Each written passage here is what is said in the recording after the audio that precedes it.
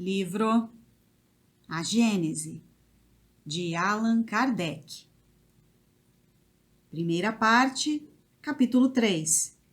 O bem e o mal. A destruição dos seres vivos uns pelos outros. 20. A destruição recíproca dos seres vivos é uma das leis da natureza que, no primeiro momento, parece não se conciliar com a bondade de Deus.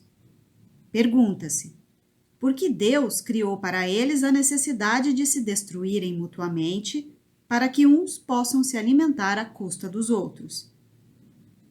Para aquele que vê apenas a matéria e restringe a sua visão à vida presente, parece haver, de fato, uma imperfeição qualquer na obra divina.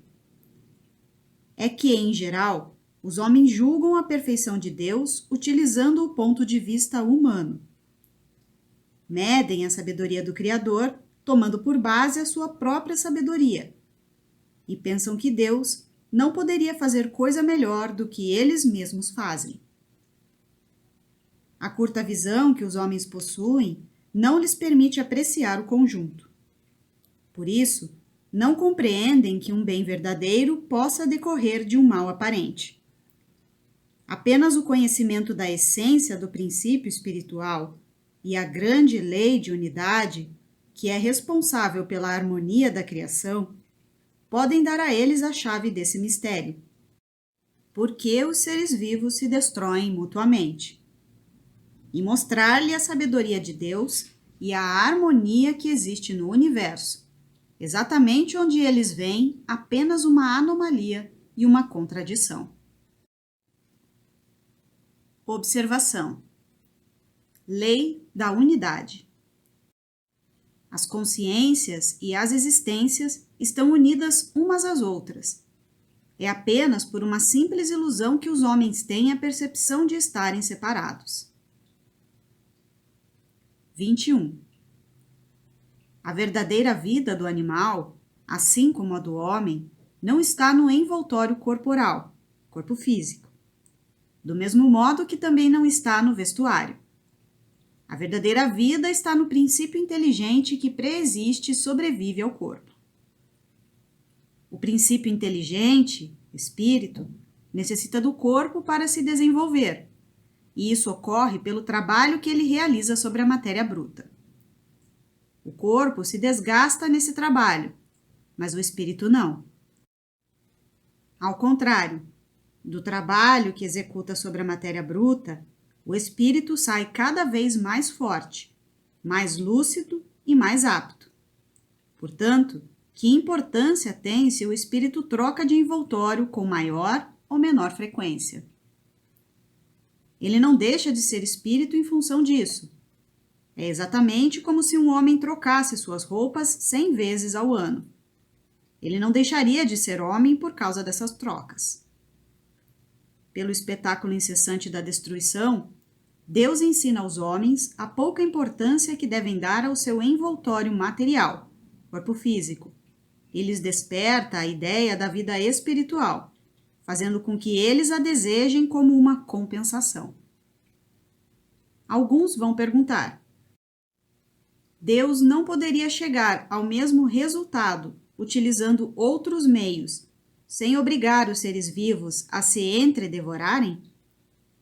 Se tudo é sabedoria na obra de Deus, devemos supor que essa sabedoria não deve ter falhas no que diz respeito à necessidade dos seres vivos de se alimentarem uns dos outros, assim como não deve ter falhas em outros pontos.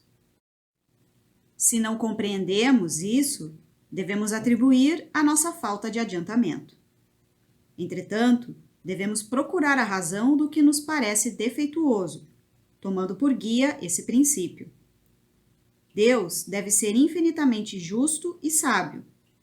Assim, devemos procurar em tudo a sua justiça e a sua sabedoria, e nos inclinar diante do que ultrapassa a nossa compreensão. 22.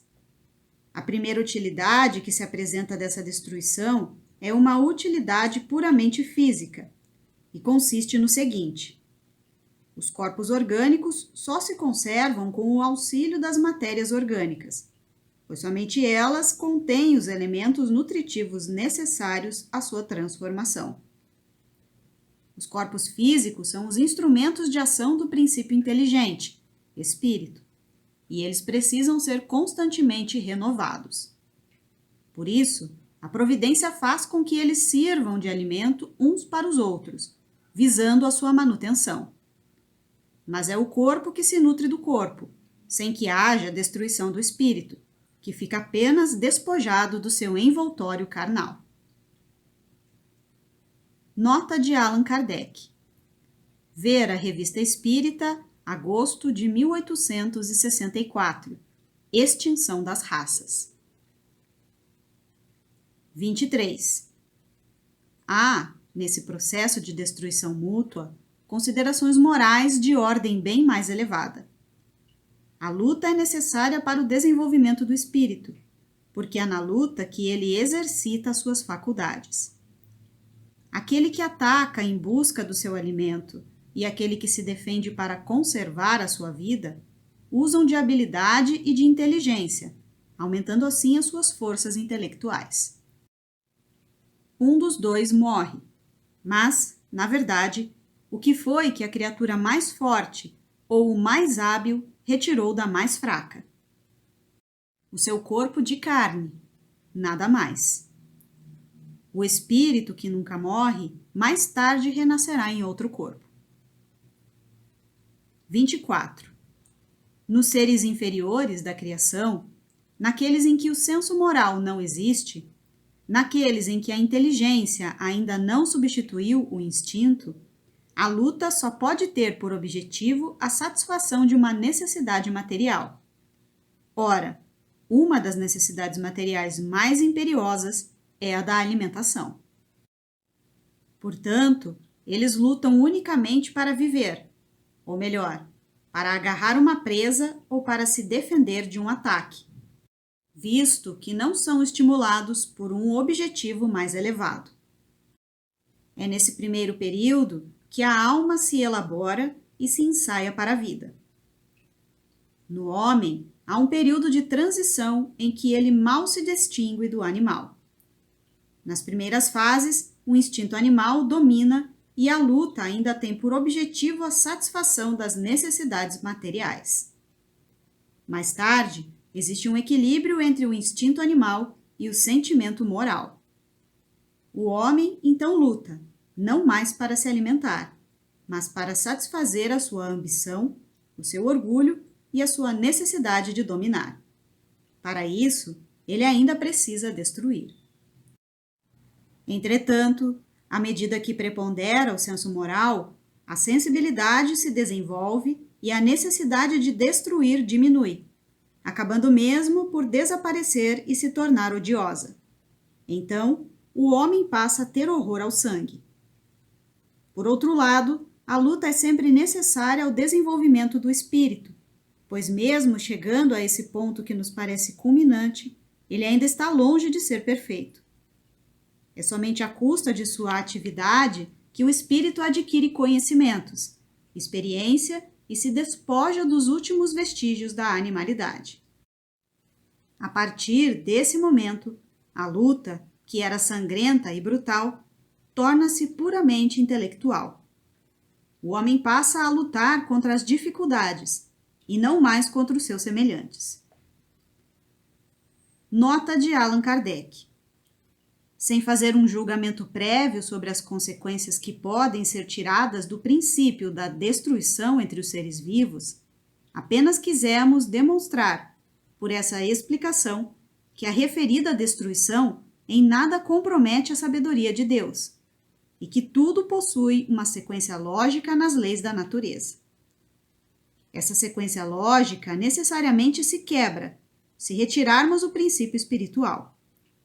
É por isso que muitas questões permanecem insolúveis, se levarmos em conta apenas o princípio material. As doutrinas materialistas trazem consigo o princípio da sua própria destruição.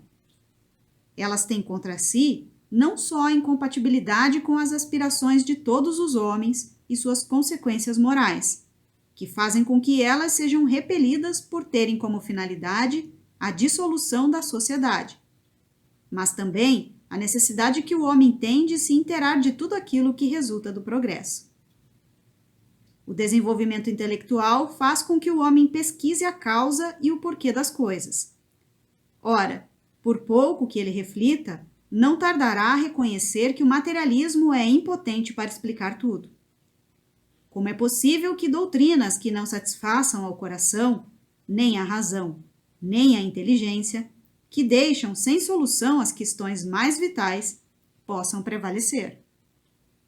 O progresso das ideias aniquilará o materialismo, como já o fez com o fanatismo.